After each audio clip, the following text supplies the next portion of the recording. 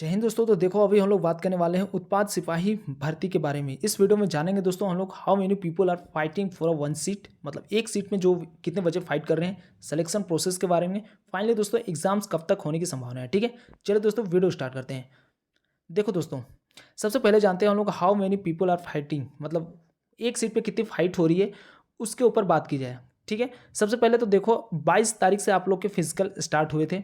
22 से जो फिजिकल चली थी, 25 26 जो भी दिन, 4 5 दिन 6 दिन जो भी फिजिकल चले, उसके बाद में बहुत सारे न्यूज़ आने लगे। खैर न्यूज़ के बारे में वो बात की बातें हैं, फिलहाल जो टॉपिक है उसके ऊपर बात करते हैं। ठीक है, देखो 22 से जो फिजिकल चले थे 4 5 दिन, उसमें से जो एस्पिरेंट ने भाग लिया था वो टोटल जो एस्पिरेंट थे 1,87,704 एस्पिरेंट इतने थे, इन्होंने फिजिकल दिया था। ठीक है, और पास हुए थे कितने, तो 1,17,031 एस्पिरेंट पास हुए थे। ठीक है, तो अगर आप परसेंटेज की बात की जाए तो अगर परसेंटेज निकाल दोगे तो अगर 1,87,704 में से अगर आप देखोगे 1,17,031 एस्पिरेंट ने जिन्होंने पास किया फिजिकल, तो आप अप्रोक्सीमेटली 62% आप मान सकते हो।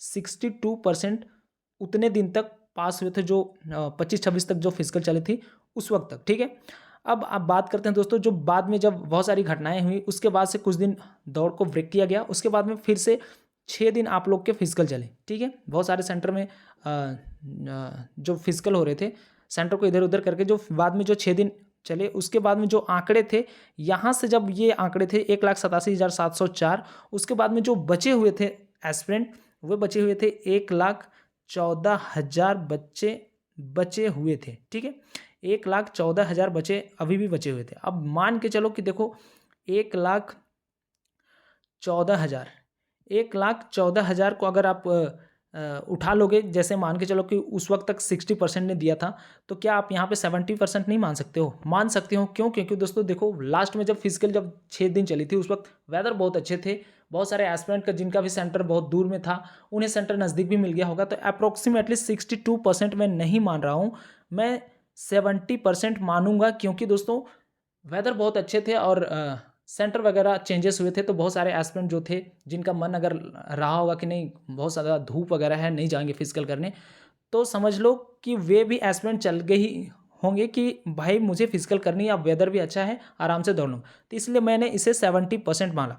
अगर आप 1,14,000 का 70% निकाल दोगे ना, तो 11,77 आसपास में, मतलब, और 14,892 एंड 98, तो मतलब 79,800, मतलब 79,800 बच्चे।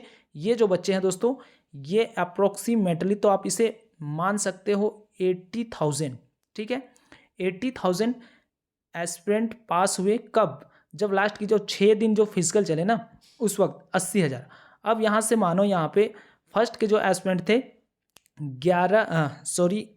1,17,703, एक सेकेंड, सॉरी, 731 एस्पिरेंट थे। उसके बाद में जो पास हुए 80,000, जो बीच में जो फिजिकल चले ना 4 5 6 दिन, तो उसमें आप 80,000 को आप इसमें जोड़ दोगे तो 1,3,0,7,9 एंड 1, 1,97,031 एस्पिरेंट जो हैं भाग लेने वाले हैं। तो मैंने तो पहले बताया था कि 2 से 2.5 लाख एस्पिरेंट ही एग्ज़ाम के लिए फुलफिल होंगे। तो आप ये जो आंकड़ा है, इससे ज़्यादा आंकड़े आपको देखने को नहीं मिलेंगे, इससे ज़्यादा एस्पिरेंट आप लोग को फाइट करने को देखने को नहीं मिलेंगे। ठीक है, अब एक बात को सोचो ज़रा यहाँ से, ये जो है एक सेकेंड,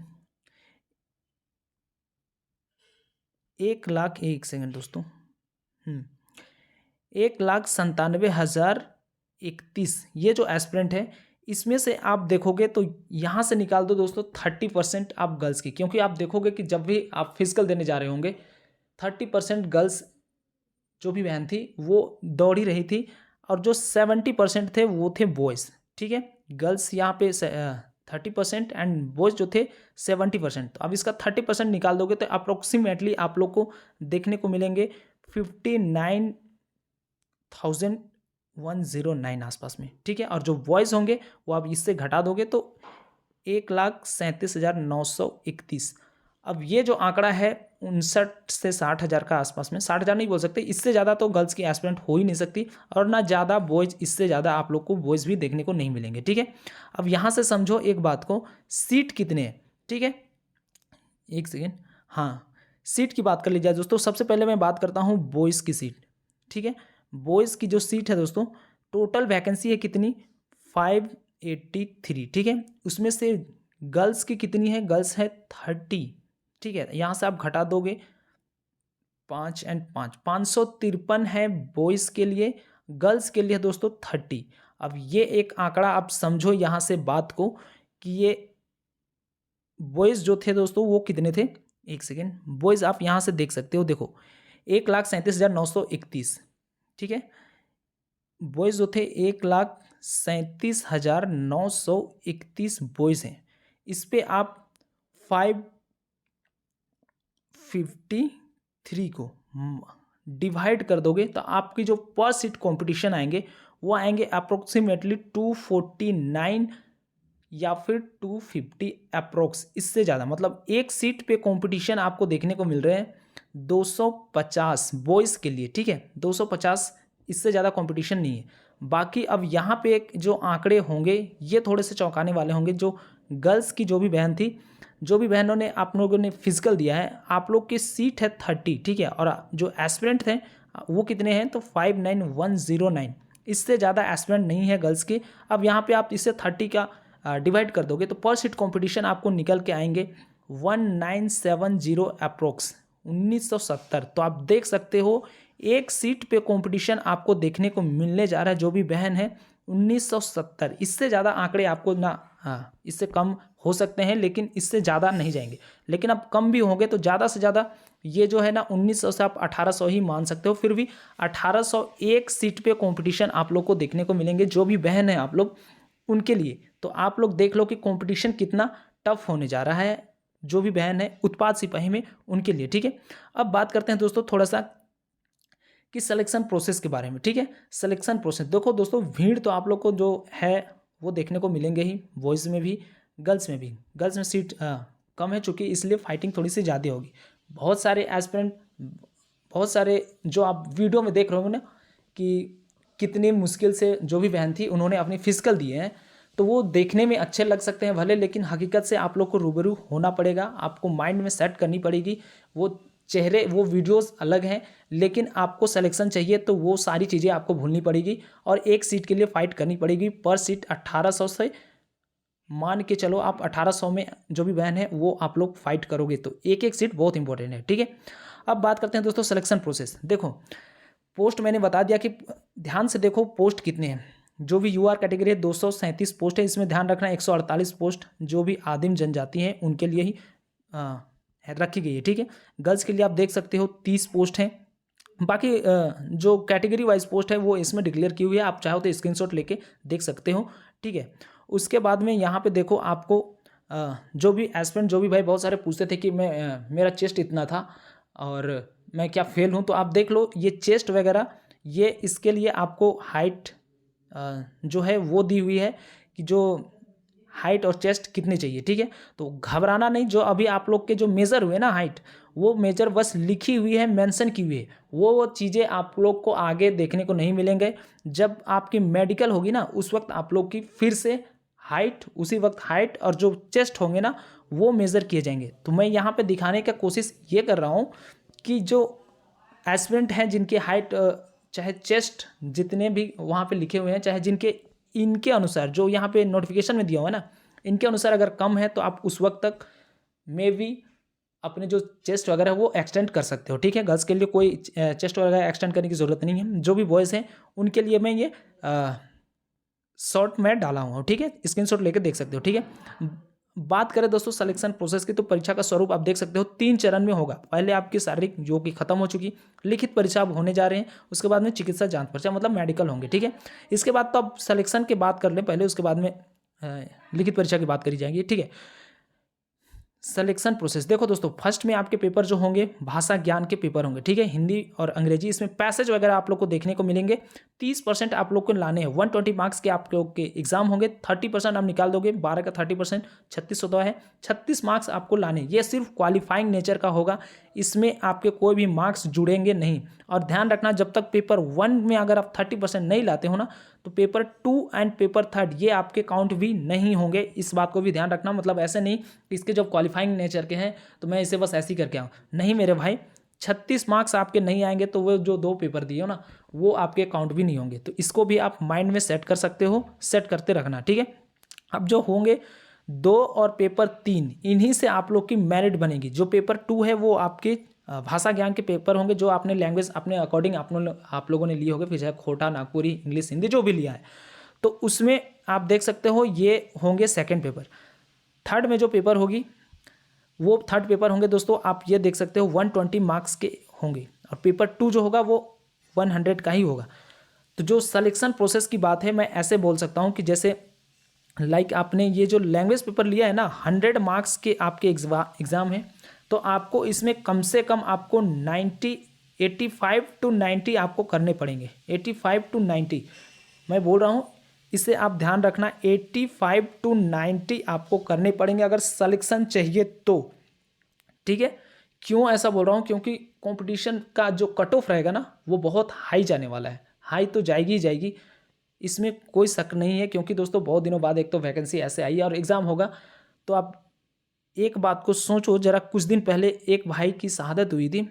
वो भाई ऐसे थे कि जैसे लाइक, एक सेकेंड, उन्होंने जेपीएससी का जो प्री था वो क्लियर करा था, ठीक है, प्री उन्होंने क्लियर करा था।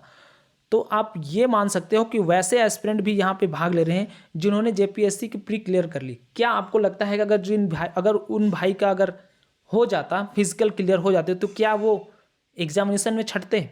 नहीं छटते। तो वैसे ही समझो कि आप अभी बहुत सारे एस्पिरेंट ऐसे होंगे जिन्होंने सीजीएल का पेपर दे रखा। अभी आप आजकल 2 दिन सीजीएल का जो पेपर हुआ, वैसे वैसे पेपर को उन्होंने दे रखा है और वो बहुत ज़्यादा मतलब पढ़ के गेन कर चुके हैं नॉलेज। तो वे भी एस्पिरेंट आपको देखने को मिलेंगे। तो क्या वैसे एस्पिरेंट जिन्होंने सीजीएल की तैयारी बहुत अच्छे ढंग से करी है, क्या उन्हें कोई दिक्कत होगी उत्पाद सिपाही की वैकेंसी को निकालने में? कोई दिक्कत नहीं होगी, क्योंकि उन्होंने लैंग्वेज पेपर बहुत अच्छे ढंग से पढ़ गया, क्योंकि वो सीजीएल के पेपर दे रहे हैं। तो ये जो उत्पाद सिपाही के पेपर होंगे वो तो ऑब्वियस सी बात है, डाउन जाएंगे ही, उनके लिए आराम होगी ही, आराम से निकल जाएंगे, ठीक है। तो ये आपको 85 टू 90 आपको करने पड़ेंगे इसमें। उसके बाद में दोस्तों ये जो पेपर है ना, पेपर 3 वाला, 120 मार्क्स के आपको लोग के एग्जाम होने जा रहे हैं। सामान्य अध्ययन जो जीके जीएस जो रहेंगे, विज्ञान से आप लोग को 20 मार्क्स हैं। झारखंड से जो ज्ञान है वो 50 मार्क्स का आप लोग के एग्जाम है। और सामान्य अध्ययन की जो बात है दोस्तों, 40 मार्क्स के आप लोग के एग्जाम्स प्रश्न होंगे। और जो मैथ्स होगी वो 10 मार्क्स के होंगे। तो मैथ्स में आप 10 में से 9 गेन करने की कोशिश करो। सामान्य विज्ञान जो है 20 में से कम 18 आपको लाने पड़ेंगे। और झारखंड से, चूंकि आप झारखंड स्टेट से बिलोंग करते हो, तो 50 में से आपको 45 एनी हाउ आपको लाने पड़ेंगे। और जो सामान्य अध्ययन है जीके वाला पार्ट, 40 में से आपको 35 लाने पड़ेंगे। तब आप सिलेक्शन में जो है आपको 100% सिलेक्शन की। और इससे ज़्यादा अगर इतना कर लेते हो तो यहाँ से मैं नहीं समझता कि इससे ज़्यादा आप लोग की कट ऑफ जाने वाली है। मतलब इतना में आप 100% सिलेक्शन आप ले जाओगे। और यही सच्चाई है, जितनी जल्दी जो एस्पिरेंट भांप लोगे ना उतने फ़ायदे में रहोगे। और नहीं तो आप इधर उधर वीडियो देखते रहो, मुझे कोई फ़र्क नहीं पड़ता।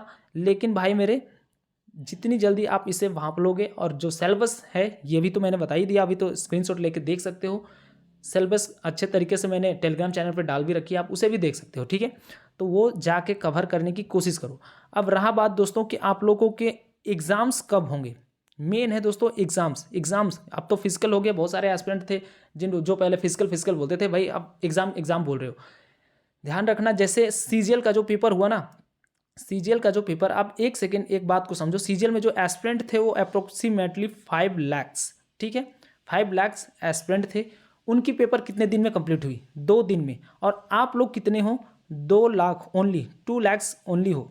2 लाख को क्या आपको लगता है कि ये का एक सप्ताह चलेंगे क्या? नहीं भाई मेरे, कोई एक दिन सफिशियंट है जेएसएससी को लेने में, सिर्फ सेंटर अलॉट करेंगी, ठीक है। और इस बार भी आप लोग को जो उत्पाद सिपाही वाले जो एस्पिरेंट हो ना, जो जेएसएससी सीजीएल का जैसे इन्होंने डिक्लेयर करा कि किन्हीं को पता भी नहीं चला कि हाँ बस डेट बता दिया 21-22 सितंबर आप लोग के एग्जाम होने जा रहे हैं, तो आप लोग उसी तरह से बीच का कोई एक डेट सिर्फ जेएसएससी को नोटिफिकेशन निकाल लिए हो सकता है जेएसएससी सेंटर भी अलॉट भी कर चुकी होगी। जैसे सीजीएल का जो पेपर हुआ ना, उसी समय में ये बात उठ रही थी कि जो सेंटर होंगे उसी में जो उत्पाद सिपाही वाले हैं उन्हें डाल दिया जाएगा। हो सकता है, मे भी चांस है वो सेंटर आप लोग को देखने को मिले। हाँ, थोड़ा बहुत इधर उधर होगा, जैसे लाइक किन्हीं का संताना में दे दिया या फिर किन्हीं का दूसरे स्कूल में दिया, तो वो सेंटर का जो स्कूल का नेम है वो चेंज हो सकते हैं। नहीं तो सेंटर दोस्तों इन्होंने अलॉट करनी उसी वक्त शुरू कर दी थी। उसी वक्त ही न्यूज़ आने लगा था कि जो जैसे सीजीएल का जैसे ही पेपर अगर अच्छे ढंग से हो जाती है तो उसी तरीके से उत्पाद सिपाही का भी फिजिकल उत्पाद सिपाही का भी पेपर कराने की पूरी कोशिश की जा रही है। ठीक है, सिर्फ जैसे एक नोटिफिकेशन निकालेगी, बाकी तैयारी आप करो या ना करो वो आपकी मर्जी। अब देखो, बहुत सारे एस्पिरेंट ऐसे भी हो सकते हैं कि जिन्होंने तैयारी तो अभी तब तो बस पढ़ ही रहे हैं, अभी पढ़ रहे हैं, लेकिन जिनकी तैयारी सीजीएल लेवल की है वो तो डेफिनेटली जाके आराम से निकाल लेंगे एग्ज़ाम। तो मैं आपको बोल रहा हूँ कि सडनली आप लोग को जैसे के जो नोटिफिकेशन में जो दिखा हुआ था ना, वैसे ही आप लोग को देखने को मिलेंगे सेंटर। बस एक दिन काफ़ी है जैसे को एग्ज़ाम लेने में, कंडक्ट कराने में। एक दिन में आपके सारे पेपर्स हो जाएंगे, सारे एस्पिरेंट एक दिन में समाप्त हो जाओगे। तो उसके लिए है कि आप लोग की जो प्रिपरेशन होनी चाहिए वो पहले से अभी से आप स्टार्ट कर दो। अभी भी नहीं हो, कोई एक ही दिन सफिशिएंट है। क्योंकि दोस्तों जो झारखंड सरकार की जो योजना है ना, वो एग्जाम से